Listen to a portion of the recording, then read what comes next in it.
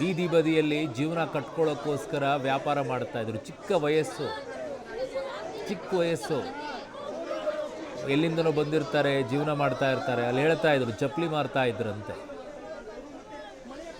ಆ ಕಂಪೌಂಡ್ನ ಪಕ್ಕದಲ್ಲಿ ಇಟ್ಕೊಂಡ್ಬಿಟ್ಟು ಚಪ್ಪಲಿ ಮಾರೋದು ಗೊತ್ತಲ್ಲ ನಿಮಗೆ, ಕೆಳಗಡೆಗೆ ಹಾಸಿರ್ತಾರೆ, ಅದ್ರ ಮೇಲೆ ಚಪ್ಪಲಿ ಇಟ್ಕೊಂಡು ಕೂತಿರ್ತಾರೆ, ಮಾರ್ತಾ ಇರ್ತಾರೆ. ಮಳೆ ಬಂದಾಗ ಅದಕ್ಕೊಂದು ಟಾರ್ಪಲ್ ಕಟ್ಕೊಂಡಿರ್ತಾರೆ. ಏಕಾಏಕಿ ಆ ಗೋಡೆ ಕುಸಿದು ಬಿದ್ದುಬಿಟ್ರೆ ಏನಾಗಬೇಕು ಪರಿಸ್ಥಿತಿ? ಅವರ ಜೀವನ ಏಕಾಏಕಿಯಾಗಿ ಧುತ್ ಅಂತ ಹೇಳಿ ಸಂಪೂರ್ಣವಾಗಿ ಮುಳುಗೋಗ್ಬಿಡುತ್ತೆ. ಅದನ್ನು ಸುಧಾರಿಸ್ಕೊಳ್ಳೋಕ್ಕೆ ಭಾಳ ಬೇಕು. ಜೀವನ ಕಟ್ಕೊಳ್ಳೋಕೆ ಸುಧಾರಿಸ್ತಾ ಇದ್ದಿದ್ದೇ ಭಾಳ ಇರುತ್ತೆ ಅವರಿಗೆ. ಪಾಪ ಕಣ್ಣೀರಾಗ್ತಾ ಇದ್ದಾರೆ ಇಡೀ ಕುಟುಂಬದವರು.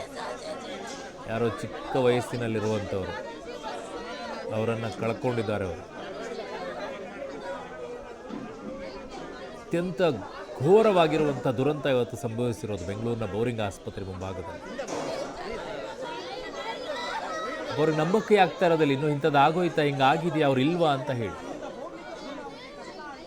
ಸಾಧ್ಯನೇ ಆಗೋದಿಲ್ಲ, ಅವ್ರಿಗೆ ನಂಬಕ್ಕೆ ಆಗ್ತಾ ಇರೋದಿಲ್ಲ ಇವೆಲ್ಲ ಆಗೋಯ್ತಾ ಅಂತ ಹೇಳಿ. ಮುಖ್ಯಮಂತ್ರಿಗಳು ಹೋಗಿದ್ದಾರೆ, ಸಮಾಧಾನ ಪಡಿಸ್ಬೋದು, ಒಂದಿಷ್ಟು ಪರಿಹಾರವನ್ನು ಘೋಷಣೆ ಮಾಡ್ಬೋದು. ಅವೆಲ್ಲ ಆಗಲ್ಲ. ಬಟ್ ಕಳ್ಕೊಂಡಿರುವಂಥ ಜೀವ ವಾಪಸ್ ಬರುತ್ತಾ? ಜೀವನ ಕಟ್ಕೊಳ್ಬೇಕು, ಮತ್ತೆ ಆರಂಭದಿಂದ ಶುರು ಮಾಡಬೇಕು. ಏನೇನೋ ಕನಸುಗಳಿರುತ್ತೆ, ಯಾರ್ಯಾರ್ದೋ ಕುಟುಂಬಗಳು, ಎಲ್ಲೆಲ್ಲಿ ಏನೇನಾಗಿರುತ್ತೋ ಪರಿಸ್ಥಿತಿ. ಈಗ ಒಂದು ಕುಟುಂಬದಷ್ಟೇ ಕಾಣಿಸ್ತಾ ಇದೆ, ಇನ್ನುಳಿದಂಥ ಕುಟುಂಬಗಳ ಪರಿಸ್ಥಿತಿ ಏನು? ಅವರು ಏನಕ್ಕೆ ಬಂದಿದ್ರು ಅಲ್ಲಿಗೆ? ಬಹಳ ಬಹಳ ನೋವಿನ ಸುದ್ದಿ ಇದು. ದೃಶ್ಯಗಳನ್ನು ನೋಡ್ತಾ ಇದ್ರೇ ಅದರ ಪರಿಸ್ಥಿತಿ ಏನು ಅನ್ನೋದು ಗೊತ್ತಾಗುತ್ತೆ. ಆ ಕುಟುಂಬಗಳ ಸಂಕಟಗಳನ್ನು ನೋಡ್ತಾ ಇದ್ದಾಗಲೇ ಅರಿವಾಗುತ್ತೆ ಅವರ ಪರಿಸ್ಥಿತಿಗಳು ಹೇಗಿರುತ್ತೆ ಅಂತ ಹೇಳಿ.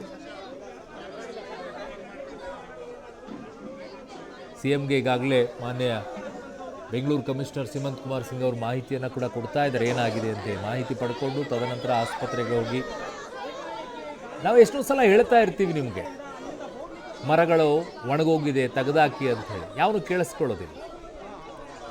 ಎಷ್ಟೋ ಕಡೆಗಳಲ್ಲಿ ಗೋಡೆಗಳಿದ್ದಾವೆ, ಕಟ್ಟಡಗಳನ್ನು ಕಟ್ಟಿರ್ತಾರೆ, ಹಳೆಯದಾಗ್ಬಿಟ್ಟಿದೆ, ಶಿಥಿಲಾವಸ್ಥೆಯಲ್ಲಿದೆ, ತೆಗೆದಾಕಿ ಅಂತ ಕೇಳಿಸ್ಕೊಳ್ಳೋದಿಲ್ಲ.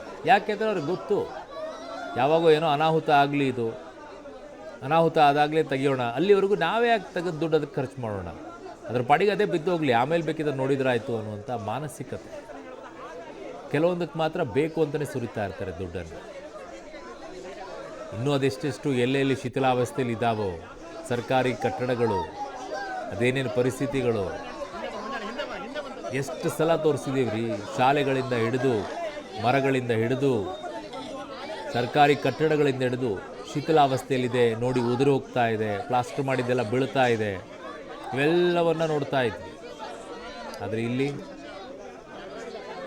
ಕಣ್ಣಿಗೆ ಕಾಣಿಸ್ತಾ ಇದ್ದು, ದಿನ ಓಡಾಡ್ತಾರಲ್ಲಿ, ದಿನ ಓಡಾಡ್ತಾರೆ, ಯಾರೊಬ್ಬರೂ ಕೂಡ ತಲೆ ಕೆಡಿಸ್ಕೊಳ್ಳಿಲ್ಲ.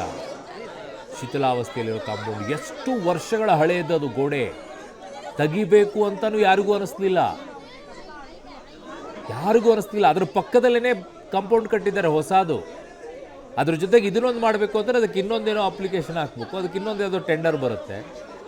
ನಮ್ಮಲ್ಲಿರುವಂಥ ವ್ಯವಸ್ಥೆ ಇದೆಯಲ್ಲ, ಅತ್ಯಂತ ಕೆಟ್ಟದಾಗಿರುವಂಥ ವ್ಯವಸ್ಥೆಗಳು. ಪಕ್ಕದಲ್ಲಿ ಹಳೆ ಗೋಡೆ ಅಂತೆ, ಇವರು ಹೊಸ ಗೋಡೆ ಕಟ್ತಾರಂತೆ. ಆ ಹಳೆ ಗೋಡೆಗೂ ಹೊಸ ಗೋಡೆಗೂ ಲಿಂಕ್ ಎಲ್ಲಿಂದ ಬರಬೇಕು ನಿಮಗೆ? ನನ್ನ ಸಹೋದ್ಯೋಗಿ ಈಗ ಸುಕೇಶ್ ನನ್ನ ಸಂಪರ್ಕದಲ್ಲಿದ್ದಾರೆ. ಸುಕೇಶ್, ಈಗ ಏನಾಗ್ತಾ ಇದೆ ಆಸ್ಪತ್ರೆಯಲ್ಲಿ, ಪರಿಸ್ಥಿತಿ ಹೇಗಿದೆ, ಎಷ್ಟು ಜನ ಸಾವನ್ನಪ್ಪಿದ್ದಾರೆ ಅನ್ನುವಂಥದ್ದು ಏನು ಮೆಸೇಜ್ ಸಿಗ್ತಾ ಇದೆ? ಗಾಯಗೊಂಡಂಥವ್ರ ಸಂಖ್ಯೆ ಎಷ್ಟು, ಏನು ಸಿಗ್ತಾ ಇದೆ ಮಾಹಿತಿ ಸುಕೇಶ್? ಅರುಣ್, 7 ಜನ ಸಾವನ್ನಪ್ಪಿದ್ದಾರೆ ಅನ್ನೋದು ಕೂಡ ಖಚಿತ ಆಗ್ತಾ ಇದೆ. ಯಾಕಂದರೆ ಇಲ್ಲಿನ ಪೊಲೀಸ್ ಮೂಲಗಳು ಹೇಳುವ ಪ್ರಕಾರ 7 ಜನ ಸಾವನ್ನಪ್ಪಿದ್ದಾರೆ ಅನ್ನುವಂಥದ್ದು. ಸಾವನ್ನಪ್ಪಿದವರು ಕೂಡ ಇಲ್ಲೇ, ಅಂದರೆ ಅವರ ಡೆಡ್ ಬಾಡಿನೂ ಕೂಡ ಇಲ್ಲೇ ಇಡಲಾಗಿದೆ. ಜೊತೆಗೆ ಚಿಕಿತ್ಸೆಯನ್ನು ಪಡೆಯುತ್ತಿರುವಂಥವ್ರು ಕೂಡ ಇಲ್ಲೇ ಕ್ಯಾಶುಯಾಲಿಟಿಯ ಒಳಗಡೆ ಚಿಕಿತ್ಸೆಯನ್ನು ಕೊಡಲಾಗ್ತಿದೆ. ಒಂದು 3-4 ಜನರಿಗೆ ಸಣ್ಣ ಪುಟ್ಟ ಗಾಯಗಳೊಂದಿಗೆ ಚಿಕಿತ್ಸೆ ಪಡಿತಾ ಇದ್ದಾರೆ ಅನ್ನುವಂಥ ಮಾತನ್ನ ಪೊಲೀಸ್ ಮೂಲಗಳು ಖಚಿತಪಡಿಸ್ತಾ ಇರುವಂಥದ್ದು. ಅದನ್ನು ಹೊರತುಪಡಿಸಿದ್ರೆ ಡೆಡ್ ಬಾಡಿಗಳನ್ನ ನೋಡಲಿಕ್ಕೆ, ಅಂದರೆ ಅವ್ರ ಕುಟುಂಬಸ್ಥರು ಬರ್ತಾ ಇರುವಂಥದ್ದು, ಪೊಲೀಸರೊಂದಿಗೆ ಮಾತುಕತೆ ನಡೆಸ್ತಾ ಇರುವಂಥದ್ದು, ಅಥವಾ ಪೊಲೀಸರನ್ನ ಕನ್ವಿನ್ಸ್ ಮಾಡಿ ಒಳಗೆ ಹೋಗಲಿಕ್ಕೆ ಪ್ರಯತ್ನ ಮಾಡ್ತಾ ಇರುವಂಥ ದೃಶ್ಯಗಳು ನಮಗೆ ಕಂಡು ಬರ್ತಾ ಇದೆ. ಯಾಕಂದರೆ ಸಾಕಷ್ಟು ಕುಟುಂಬಗಳ ಆತಂಕದಲ್ಲಿದೆ. ಅಂದರೆ ನಮ್ಮವರು ಗಾಯಗೊಂಡವ್ರು ಯಾರು ಅಥವಾ ಸಾವನ್ನಪ್ಪಿದವ್ರು ಯಾರು ಅನ್ನುವಂಥ ವಿಚಾರದಲ್ಲಿ ಅಷ್ಟೊಂದು ಕ್ಲಾರಿಟಿ ಇಲ್ಲದೆ ಇರೋ ಕಾರಣಕ್ಕಾಗಿ ಸಹಜವಾಗಿ ಒಂದಷ್ಟು ಆತಂಕ ಇದೆ. ಹಾಗೆ ನಾವು ಇಲ್ಲಿ ಕುಟುಂಬಸ್ಥರು ಕೂಡ ನೋಡ್ತಾ ಇದ್ದೀವಿ, ಸಾಕಷ್ಟು ಜನ ಕಾಯ್ತಾ ಇರುವಂಥ ದೃಶ್ಯ ಕಾಣಿಸ್ತಾ ಇದೆ. ಹಾಗಾಗಿ ಇಲ್ಲಿ ಅಂದರೆ ಹೆಚ್ಚಿನ ಸಂಖ್ಯೆಯಲ್ಲಿ ಬರ್ತಾ ಇದ್ದಾರೆ ಆತಂಕದಿಂದ. ಈ ಭಾಗದಲ್ಲಿ ವ್ಯಾಪಾರವನ್ನು ಮಾಡ್ತಾ ಇದ್ದಂಥವ್ರು ಅಥವಾ ಇದುವರೆಗೂ ಸಂಪರ್ಕ ಮಾಡಲಿಕ್ಕೆ ಸಾಧ್ಯ ಆಗದೇ ಇರುವಂಥವ್ರು ಇವರೆಲ್ಲರೂ ಕೂಡ ಬರ್ತಾ ಇರುವಂಥ ಇಲ್ಲಿ ಒಬ್ಬರು ನಿಮ್ಮ ಫ್ಯಾಮಿಲಿ ಯಾರಿದ್ರು ಸರ್? ಯಾರಿದ್ರು? ಹೋಗ್ರೇನ ಚಿಕ್ಕಮ್ಮ ಏನು ಹೆಸರೇನು? ಫಯಾಜ್ ಫಯಾಜ್ ಏನ್ ಮಾಡ್ತಾ ಇದ್ರು? ಅಲ್ಲೇ ಅದು ಚಪ್ಪಲಿ ಇದು ಮಾಡ್ತಾ ಇದ್ರು. ಚಪ್ಪಲಿ ಅಂಗಡಿ ಇಟ್ಕೊಂಡಿದ್ದಾರೆ ಫಯಾಜ್ ಅಂತ. ಹಾ. ಓಕೆ, ಅವರಲ್ಲಿ ಗೋಡೆ ಇದರಲ್ಲಿ ಸಿಕ್ಕಾಕೊಂಡಿದ್ದಾರೆ. ಅಲ್ಲಿ ಇದ್ರು ಅವರು. ಅಲ್ಲೇ ವ್ಯಾಪಾರ ಮಾಡ್ತಾರೆ. ಏನ್ ಮಾಹಿತಿ ಏನಿದೆ ತಮಗೆ? ಏಟಾಗಿದೆ ಅಂತ, ಗಾಯ ಆಗಿದೆ ಏನಂತೆ? ನೋಡಿಲ್ಲ ಸರ್, ಇನ್ನ ಒಳಗಡೆ ಹೋಗ್ಲೇ ಇಲ್ಲ. ಒಳಗಡೆ ಹೋಗೇ ಇಲ್ಲ. ಇದು ಜಾಗಯ ಒಳಗಡೆ ಹೋಗ್ಬೇಕು. ನಿಮ್ಗೆ ಅವ್ರಿಗೆ ಏಟಾಗಿದೆ ಅಂತ ಗೊತ್ತಾಗಿದೆ, ಗಾಯ ಆಗಿದ್ದು ಗೊತ್ತಾಗಿದೆ, ಅಷ್ಟೇ ಮಾಹಿತಿ ಆಗಿರೋದು. ಓಕೆ, ಇವರ ಸಹೋದರ ಅಂದ್ರೆ ಅವರ ಕಿರಿಯ ಸಹೋದರ ಅಲ್ಲಿ ಇದ್ದಾರೆ ಒಳಗಡೆ ಅನ್ನುವಂಥದ್ದು, ಅವ್ರನ್ನ ನೋಡಬೇಕು ಅನ್ನುವಂಥದ್ದು. ಫಯಾಜ್ ಅನ್ನುವಂಥವ್ರು ಅಲ್ಲಿ ಚಪ್ಪಲಿ ವ್ಯಾಪಾರವನ್ನು ಮಾಡ್ತಾ ಇದ್ರು ಗೋಡೆಯ ಪಕ್ಕದಲ್ಲಿ ಅನ್ನುವಂಥ ಮಾಹಿತಿ ಬರ್ತಾ ಇದೆ. ಅವ್ರನ್ನ ನೋಡ್ಲಿಕ್ಕೆ ಅವರ ಸಹೋದರಿಗೆ ಬಂದಿರುವಂಥದ್ದು. ಆದರೆ ಪೊಲೀಸರು ಎಲ್ಲರೂ ಕೂಡ ತಕ್ಷಣಕ್ಕೆ ಒಳಗೆ ಬಿಡ್ತಾ ಇಲ್ಲ, ಯಾಕಂದ್ರೆ ಕೆಲವೆಲ್ಲ ಕುಟುಂಬಗಳನ್ನ ಒಳಗಡೆ ಕಳಿಸ್ಲಿಕ್ಕೆ ಸಾಧ್ಯ ಇಲ್ಲ, ಮತ್ತೆ ಏಕಾಏಕಿಯಾಗಿ ಅಲ್ಲಿ ನೋಡ್ಲಿಕ್ಕೆ ಬಿಡಕ್ಕೆ ಆಗಲ್ಲ ಅನ್ನುವಂಥ ಕಾರಣಕ್ಕಾಗಿ ಅವರ ತಡಿತಿರುವಂಥ ದೃಶ್ಯ ಕೂಡ ಇಲ್ಲಿ ಕಂಡು ಬರ್ತಾ ಇದೆ. ಅರುಣ್, ಸುಖೇಶ್, ಅಲ್ಲಿ ವ್ಯಾಪಾರ ಮಾಡ್ತಾ ಇದ್ದಂಥವ್ರು ಅಷ್ಟೇ ಇಲ್ಲಿ ಸಾವನ್ನಪ್ಪಿದ್ದ, ಅಥವಾ ಕೆಲವೊಂದು ಟೈಮಲ್ಲಿ ಹಾಕಿರುವಂಥ ಟಾರ್ಪಲ್ ಕೆಳಗಡೆ ಮಳೆ ಬಂದಿದೆ ಅಂತ ಹೇಳ್ಬಿಟ್ಟು ಅದರಲ್ಲಿ ಆಶ್ರಯವನ್ನು ಪಡ್ಕೊಳ್ಳೋಕ್ಕೂ ಬಂದು ಯಾರೋ ನಿಂತ್ಕೊಂಡ್ಬಿಡ್ತಾರೆ. ಆ ಮಗು ಒಂದೇನೋ ಆಗಿದೆ ಅಂತ ಹೇಳ್ತಾ ಇದ್ರು. ಆ ಬಗ್ಗೆ ಏನಾದರೂ ಮಾಹಿತಿ ಸಿಗ್ತಾ ಇದೆಯಾ? 7 ಜನರಲ್ಲಿ ಯಾರು ಏನು ಎತ್ತ ಅಂತ ಹೇಳಿ? ಅರುಣ್, ಪೊಲೀಸರು ಹೇಳ್ತಾ ಇರುವಂಥ ಮಾಹಿತಿ ವ್ಯಾಪಾರಸ್ಥರು ಮಾತ್ರ ಅಲ್ಲಿ ಬಂದು ನಿಂತವರು ಕೂಡ ಇರಬಹುದು ಅನ್ನುವಂಥದ್ದು. ಯಾಕಂದ್ರೆ 7 ಜನರದ್ದು ಸಂಪೂರ್ಣವಾಗಿ ಹೆಸರು ಇದುವರೆಗೂ ಗೊತ್ತಾಗಿಲ್ಲ. 7 ಜನ ಯಾರು ಅಂತ ಗೊತ್ತಾದ್ರೆ, ಅವ್ರ ಹೆಸರು ಗೊತ್ತಾದ್ರೆ ಅವ್ರು ಏನ್ ಮಾಡ್ತಾ ಇದ್ರು ಅನ್ನೋದು ಕೂಡ ಗೊತ್ತಾಗುತ್ತೆ. ಜೊತೆಗೆ ಅವರ ಕುಟುಂಬ ಅಂದ್ರೆ ಆ ಭಾಗದಲ್ಲಿ ವ್ಯಾಪಾರ ವಹಿವಾಟುಗಳನ್ನ ಮಾಡ್ತಾ ಇದ್ದಂಥವರ ಕುಟುಂಬದ ಸದಸ್ಯರುಗಳು ಬರ್ತಾ ಇರೋದ್ರಿಂದ ಅಲ್ಲಿ ವ್ಯಾಪಾರ ಮಾಡ್ತಿದ್ದಂಥವ್ರಲ್ಲಿ ಯಾರು ಗಾಯಗೊಂಡವ್ರು, ಯಾರು ಸಾವನ್ನಪ್ಪ, ಒಂದೆರಡು ಹೆಸರುಗಳಿಗೆ ಗೊತ್ತಾಯ್ತು ಅನ್ನೋದು, ಫಯಾಜ್ ಅನ್ನುವಂಥದ್ದು ಮತ್ತೊಂದು ಹೆಸರು ಗೊತ್ತಾಯ್ತು ಅನ್ನೋದು ಬಿಟ್ರೆ ಬಹುತೇಕ ಉಳಿದವರ ಹೆಸರುಗಳು, ಯಾಕಂದ್ರೆ ಅವ್ರ ಕುಟುಂಬದವರು ಆತಂಕದಲ್ಲಿ ಬಂದಿದ್ದಾರೆ. ಅವರು ಗಾಯಗೊಂಡಂಥವ್ರ ಕುಟುಂಬದವರು ಅಥವಾ ಸಾವನ್ನಪ್ಪದಂಥವ್ರ ಕುಟುಂಬದವರು ಅನ್ನೋದ್ರ ಬಗ್ಗೆ ಪೊಲೀಸರು ಕೂಡ ಒಂದು ಕ್ಲಾರಿಟಿ ಇಲ್ಲ. ಹಾಗಾಗಿ ಇಲ್ಲಿ ಬಂದಿರುವಂಥವ್ರು, ಅಳ್ತಾ ಇರುವಂಥವ್ರು, ಆತಂಕದಲ್ಲಿ ನಿಂತಿರೋರು ಎಲ್ಲರೂ ಕೂಡ ಅದೇ ರೀತಿಯಲ್ಲಿ ಒಂದು ರೀತಿಯಲ್ಲಿ ಆತಂಕದಲ್ಲಿ ಇರುವಂಥವ್ರು. ಅಂದ್ರೆ ಏನಾಗಿದೆ ಅನ್ನುವಂಥದ್ರ ಬಗ್ಗೆ ಕೂಡ ಮಾಹಿತಿ ಹೆಚ್ಚಿನ ತಿಳಿಬೇಕಾಗುತ್ತೆ. ಪೊಲೀಸರಿಗೆ ಅಲ್ಲಿ ಇಂತಿಷ್ಟು ಜನ ಒಂದು ಸಾವಾಗಿದೆ ಅನ್ನೋದ್ರ ಮಾಹಿತಿ ಇದೆ ಬಿಟ್ರೆ ಅದರಲ್ಲಿ ಅವ್ರು ಯಾರು, ವ್ಯಾಪಾರಸ್ಥರು ಯಾರು, ಅಥವಾ ರಸ್ತೆ ಬದಿಯಲ್ಲಿ ಹೋಗ್ತಾ ಇದ್ದಂಥವ್ರು, ಮಳೆಯಿಂದ ಆಶ್ರಯ ಪಡಲಿಕ್ಕೆ ನಿಂತಂಥವ್ರು ಯಾರು, ಈ ರೀತಿಯ ಬಗ್ಗೆ ಒಂದಷ್ಟು ಮಾಹಿತಿ ಇಲ್ಲ. ಜೊತೆಗೆ ಕುತೂಹಲಕ್ಕೆ ಒಂದಷ್ಟು ಜನ ಬಂದಂಥವ್ರು ಕಾಣಿಸ್ತಾ ಇದೆ. ಕೆಲವು ಕುಟುಂಬಸ್ಥರು ಅಲ್ಲಿ ಆಕ್ರಂದನ ವೆಚ್ಚ ಒಂದು ದುಃಖದಲ್ಲಿ ಇರುವಂಥದ್ದು ಕೂಡ ಕಾಣಿಸ್ತಾ ಇದೆ. ಅವರು ಮಾತನಾಡುವಂಥ ಪರಿಸ್ಥಿತಿಯಲ್ಲಿಲ್ಲ. ಆದರೆ ಒಟ್ಟಾರೆ ಇಡೀ ಆಸ್ಪತ್ರೆಯ ಆವರಣದಲ್ಲಿ ನಾವು ನೋಡ್ತಾ ಇರುವಂಥ ದೃಶ್ಯಗಳಿದು. ಅಂದ್ರೆ ಹೆಚ್ಚಿನ ಸಂಖ್ಯೆಯಲ್ಲಿ ಬರ್ತಾ ಇದ್ದಾರೆ, ನಮ್ಮವ್ರು ಇದ್ರು ಇಲ್ಲಿ ಅನ್ನುವಂಥದ್ದು. ಆದರೆ ಏನಾಗಿದೆ ಅನ್ನುವಂಥ ವಿಚಾರದಲ್ಲಿ ಒಂದು ಸ್ಪಷ್ಟನೆ ಅಥವಾ ಒಂದು ಕ್ಲಾರಿಟಿ ಬಹುತೇಕರಿಗೆ ಇಲ್ಲಿ ಸಿಗ್ತಾ ಇಲ್ಲ. ಯಾಕಂದ್ರೆ ಒಳಗಡೆ ಅವ್ರು ಬಿಡದೇ ಇರೋದ್ರಿಂದ ಅವರಿಗೆ ಆ ಒಂದು ಕ್ಲಾರಿಟಿ ಸಿಗ್ತಾ ಇಲ್ಲ. ಅರುಣ್,